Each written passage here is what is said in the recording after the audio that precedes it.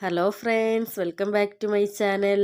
അപ്പോൾ ഇന്ന് ഞാൻ വന്നിട്ടുള്ളത് ചോറിൻ്റെ കൂടെയും ചപ്പാത്തിയുടെ കൂടെയും എല്ലാത്തിൻ്റെ കൂടെയും കഴിക്കാൻ പറ്റിയ ഒരു അടിപൊളി സൈഡ് ഡിഷിൻ്റെ റെസിപ്പിയുമായിട്ടാണ്. വീട്ടിലുള്ള വളരെ കുറഞ്ഞ ഇൻഗ്രീഡിയൻസ് വെച്ചിട്ട് തന്നെ നമുക്കിത് തയ്യാറാക്കാം.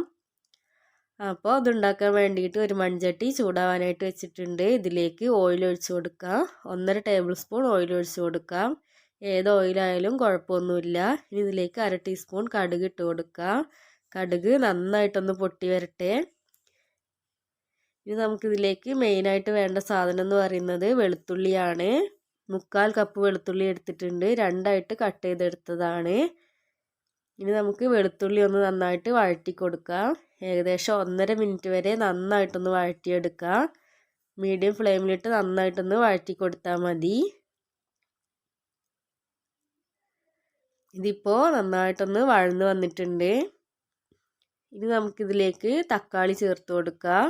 ചെറിയൊരു തക്കാളി ചെറുതായിട്ട് കട്ട് ചെയ്തതാണ്. തക്കാളി അധികം വേണ്ട, ചെറുത് മതി. ഇനി ഇത് നന്നായിട്ടൊന്ന് വഴറ്റി കൊടുക്കാം. വെളുത്തുള്ളിയൊക്കെ നന്നായിട്ടൊന്ന് വെന്ത് വരട്ടെ. അതുപോലെ തന്നെ തക്കാളിയൊക്കെ നന്നായിട്ടൊന്ന് വെന്ത് കുഴഞ്ഞ് വരണം. അതുവരെ നമുക്കിത് മീഡിയം ഫ്ലെയിമിലിട്ടിട്ട് തന്നെ നന്നായിട്ടൊന്ന് വഴറ്റി കൊടുക്കാം. ഇതിപ്പോൾ വഴന്ന് വന്നിട്ടുണ്ട്. ഇനി നമുക്കിതിലേക്ക് പൊടികൾ ചേർത്ത് കൊടുക്കാം. വെറും 2 പൊടികൾ മാത്രം മതി. 1 ടീസ്പൂൺ മുളക് പൊടി, 3/4 ടീസ്പൂൺ കുരുമുളക് പൊടി.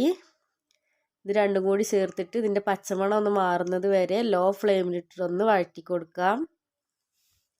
ഇനി നമുക്കിതിലേക്ക് ചേർക്കാനുള്ളത് പുളിവെള്ളമാണ്.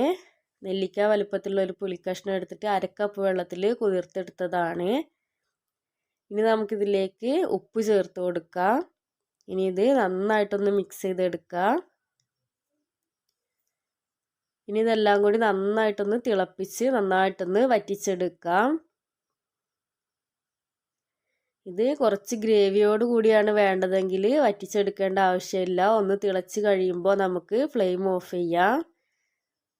ഇതെങ്ങനെ കഴിച്ചാലും ടേസ്റ്റ് തന്നെയാണ്. ഞാനിപ്പോൾ ഇത് നന്നായിട്ട് വറ്റിച്ചെടുക്കുന്നുണ്ട്. ഇപ്പോൾ ഇത് നന്നായിട്ട് വറ്റി വന്നിട്ടുണ്ട്. ഇനി നമുക്കിതിൻ്റെ മുകളിലേക്ക് കുറച്ച് കറിവേപ്പില കൂടി ചേർത്ത് കൊടുത്ത് നന്നായിട്ടൊന്ന് മിക്സ് ചെയ്ത ശേഷം നമുക്ക് ഫ്ലെയിം ഓഫ് ചെയ്യാം.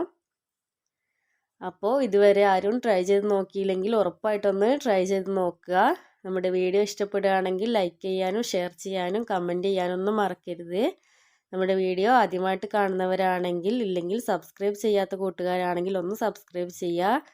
സബ്സ്ക്രൈബ് ചെയ്യുമ്പോൾ തൊട്ടടുത്തുള്ള ബെല്ലൈക്കണിൽ ഓൾ എന്ന ഓപ്ഷനും കൂടി ഒന്ന് പ്രസ് ചെയ്യുക. അപ്പോൾ നമുക്ക് മറ്റൊരു അടിപൊളി റെസിപ്പിയുമായിട്ട് വീണ്ടും കാണാം. താങ്ക്